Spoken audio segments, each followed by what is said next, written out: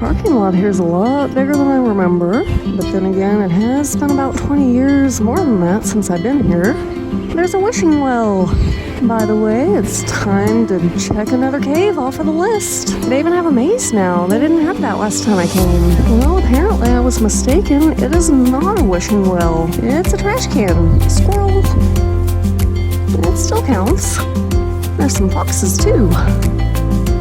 And a bear. A bear chair. That cracks me up. Bet you guys didn't know this, but this is actually what a bear looks like. You've heard of Care Bears, but have you ever heard of chair bears? Oh, hey, armadillos. Ooh, what's the Mystery Shack? It sounds like a fun house, like maybe a grandfather's mansion kind of a place. Another squirrel. I didn't show this off a while ago, but look at this, you guys. They even have a tire swing. I don't know what it is I love about tire swings, but I love them. Used to have one hanging in the house as a kid. Not in the house, in the yard, at my house. Gemstone panning, I love that. I know it's just glass, but so pretty.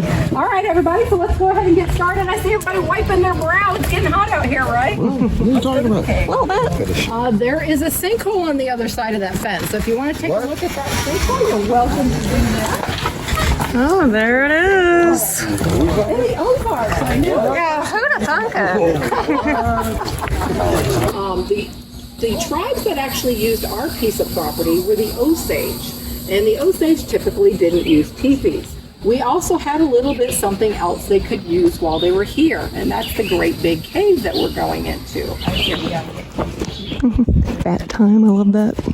You can see Beaver Lake. All of the main channels in the lake are at least 100 feet deep. This is just simply a cove of the lake that we're going to be walking next to, so it's not the main section of the lake. The beavers did not build this lake. That is true. We do have beaver. I like this little deck here. Now, beaver is also our main water source for our area, so very important resource to everybody around here. Unless they're still on a well, everybody gets the water out of Beaver Lake here.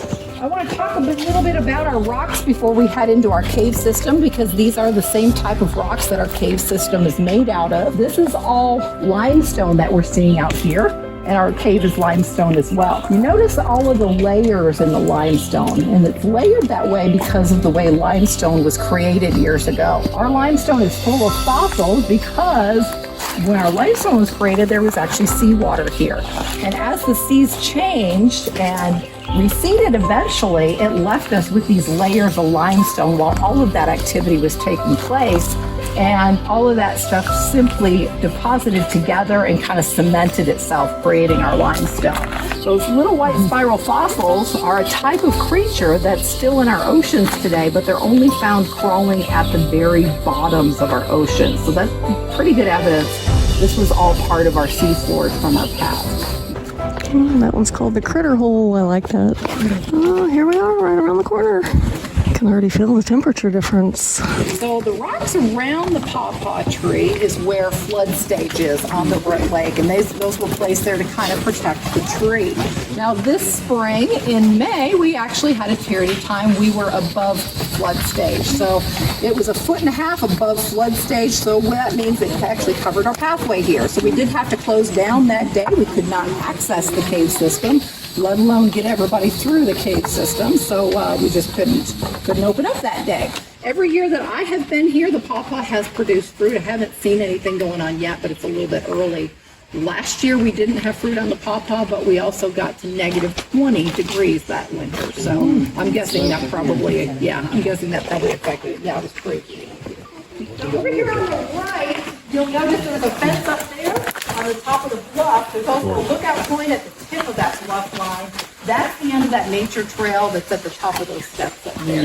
You guys, I almost did it again. I was about to wear my sunglasses into the cave. I took them off this time. Now this is actually where most of the action in our cave system was going on was here in this front entrance area, because this was the easiest place to get to and use. The Osage were certainly using this space as their shelter many years ago when they were traveling through this area, and they were hunting the wildlife here in this area. They did have a shelter of wildlife here. So this was the space they were using. Oh, that little passageway's tempting. Here's a better shot of the entrance from this side. So this was a pretty well-used room, as well as that big entrance area out there. And we call that the picture window because, of course, there was a natural light that comes into that space there, which is kind of handy in a cave, right? Most of the minerals for our formations are from some of those fossils we looked at out there. So it's calcite is the main thing that actually forms our formations. You can see some of these areas are a little bit whiter colored. Calcite in a pure form is pure white. So there's some other things that are happening here in this area. So we do have some other minerals that mix in with that calcite, but this area of the cave also was well used by some different groups, including the Osage. So as you can imagine, they had fires in here to keep warm, to cook with, and things like that. So there was other things going on here too. That's the weirdest looking stalagmite I ever saw.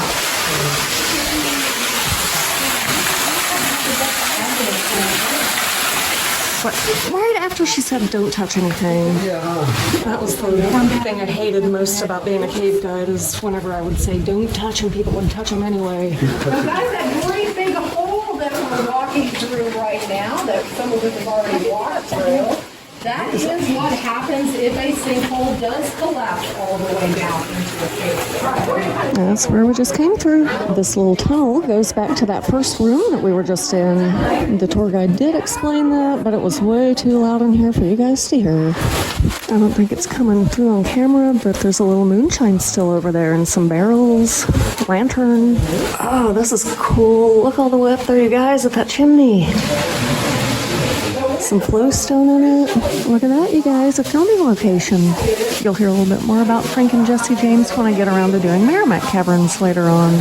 They do have some impressive pieces of breakdown here in this cave. And a waterfall. And that pile of stuff that it's too dark to see is bat guano. We call this the upside down room in our cave because what used to be our cave floor is now our ceiling. All of these little tiny pieces that you see up there are pieces of crinoids like we saw out there in fossil rock. Now remember, crinoids are only found at the very bottom of our ocean column. We have a whole level of seafloor up there. So that's the upside down. As long as we don't come across a demogorgon, I'm happy. This next part that we're going into is actually man-made, this little tunnel. Look at that limestone. I don't know if it's showing up on camera, but man, that stuff is sparkly. So many minerals in that. Look at this, one I can actually stand up in. There we go, now I can see me. So at this point in the cave actually takes a very sharp, almost 90-degree turn. We've come in for almost a half a mile at this point. We do have the cave mapped for about 5 miles, so there's certainly more cave back there. But when the cave gets quiet again with our bat population, we start doing our wow tour. That goes about another 1.5 miles back beyond this point.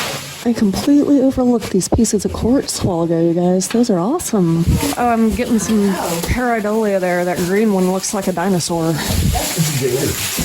Oh, that's what she was talking about, the cave alligator. As I bump my head while I'm looking at it. Whoa, that is a huge crinoid. There's that writing again. Eagle Cavern, developed 1977. Yeah, it's slightly warmer up here. Well, it's gotten kind of overcast since we've been in there too. Didn't get that angle a while ago. Here we go back out. I'm expecting my camera to fog up any second now. Made it out. Time for the sunglasses again. Cougar print on a bobcat. So this is the mystery shack. Okay, here we go into the mystery shack. So far, it's not very mysterious. Got a little stove there. I mean, this does bode ominous. I do like that sign. Kind of wish I had one of those to put on my front door at home. Okay, so the first hallway is crooked here.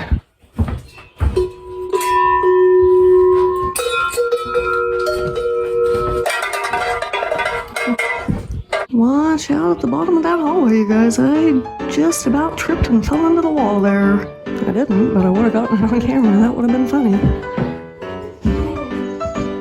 And we're back outside, and there's a crooked doorway. 2 crooked the doorways. Uh-oh, there's a gel. They got me, you guys. That was actually kind of interesting trying to fit that camera through those bars. So this is my position right now. Immediately fell onto the wall because of the floor angle in here. There we go. This is the only way I'm gonna get a shot of this room without falling over.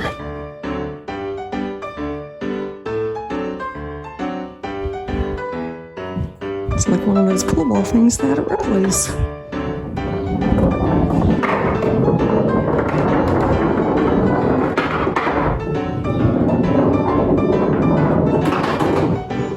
Rolling uphill. Well, that I will just have to take their word for. I'm the only one in here. Another crooked room.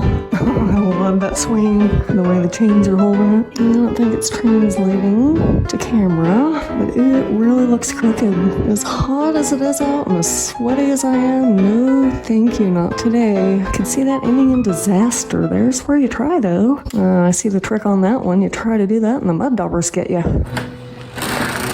Still have the maze to go, but first, air conditioning. Just like any other cave gift shop, this place is dangerous. Look at this, you guys. Bug marbles.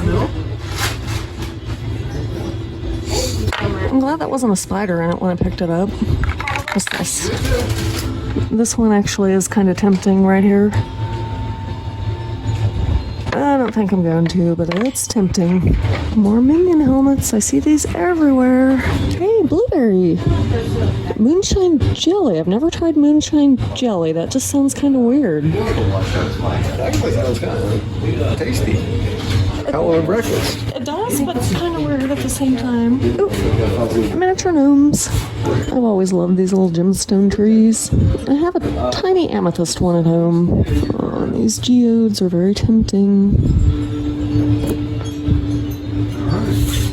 I mean, look at that. So pretty. Ooh. Look at that one. Oh, there we go. I forgot about the pirate shark. Pirate shark, too. How can you forget about pirate shark? Arrgh. I mean, It's like Bruce wearing a Waldo shirt and a pirate hat. Bruce Waldo? What? What kind of name is that for a pirate shark, man? Well, Bruce because of Bruce from Jaws and Waldo because of the shirt, yes. Yes, of course. So speaking of Bruce, this cracks me up. Animals of the woods. I did not know that a shark was a woodland creature. Boy, what? Shark? Yeah, What? animals of the woods. Shark. How much wood can a wood shark chew? Shark. Shark.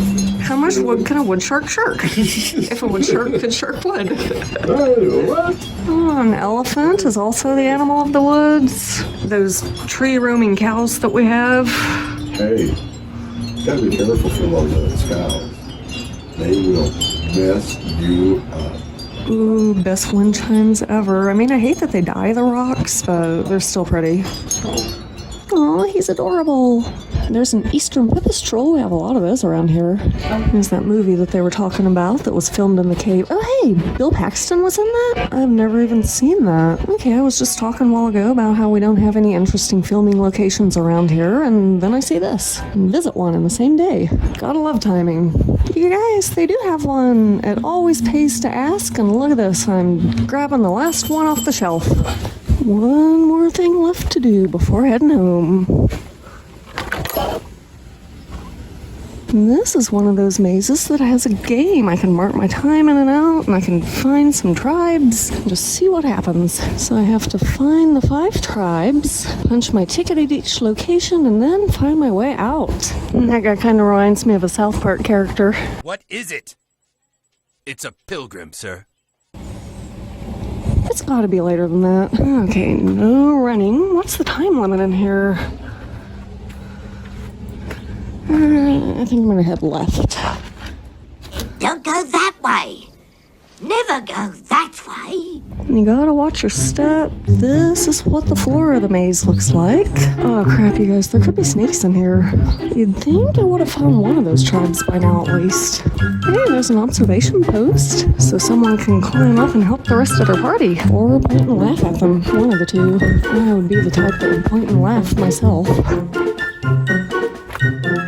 Found one. One thing that I noticed though.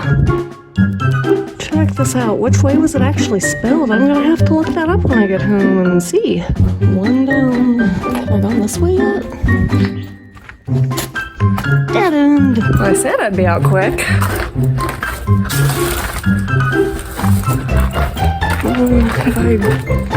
I don't think I've been this way. No, if I hadn't, it's another dead end. I guess that way's the only choice. Number two. Well, I found the exit, but I didn't find all 5 of the tribes.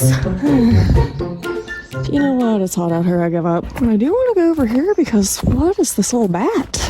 Oh, it's the nature trail. That does look tempting, but it's in the 90s today, so I'm thinking maybe sometime in the fall for that. Well, that was really fun, you guys. Thanks for coming along. I hope you guys enjoyed it. I did, as usual. And I will see you guys next week.